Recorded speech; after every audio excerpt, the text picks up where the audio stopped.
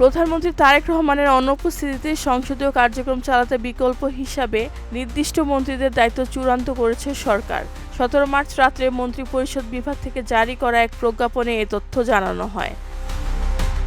প্রজ্ঞাপন অনুযায়ী প্রধানমন্ত্রী কার্যালয়ে কার্যক্রম পরিচালনার দায়িত্বে থাকবেন স্থানীয় সরকার, পল্লী উন্নয়ন ও সমবায় মন্ত্রী মির্জা ফখরুল ইসলাম আলমগীর এবং স্বরাষ্ট্রমন্ত্রী সালাউদ্দিন আহমদ।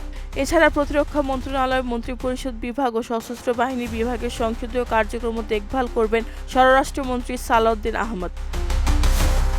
এতে আরও বলা হয়, প্রধানমন্ত্রী সহ 25 জন মন্ত্রী ও 2 জন প্রতিমন্ত্রীর অনুপস্থিতিতে দায়িত্ব পালনের বিস্তারিত তালিকাও নির্ধারণ করা হয়েছে।